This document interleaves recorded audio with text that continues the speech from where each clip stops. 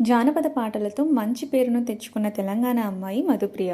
ఆడపిల్లనమ్మ అంటూ మధుప్రియ అందరి ఇంట్లోకి అడుగుపెట్టేసింది. తెలంగాణ పోరాటాల్లో తన వంతు పాత్రను పోషించి తన గాత్రంతో అందరిలోనూ ఉత్తేజాన్ని నింపింది. మధుప్రియ ప్రస్తుతం ఇండస్ట్రీలోనూ మంచి పేరును సంపాదించుకుంది. అలాగే మంచి అవకాశాలను కూడా దక్కించుకుంటుంది. ఫిదా సినిమాలో తను పాడిన వచ్చిండే సాంగ్తో అందరినీ మెప్పించింది. ఇక తను పాడిన రీసెంట్ సాంగ్ గోదారి గట్టు సాంగ్ ఎంత ట్రెండ్ అయిందో అందరికీ తెలిసిందే.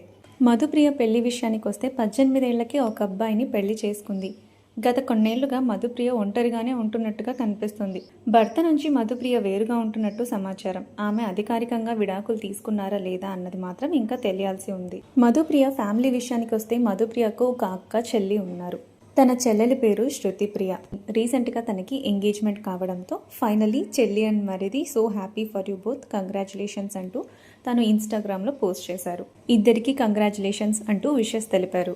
ఆ ఫొటోస్ నెట్టింట్లో వైరల్ కాగా ఆమె ఫ్యాన్స్ అందరూ కంగ్రాచులేషన్స్ చెబుతూ విషెస్ని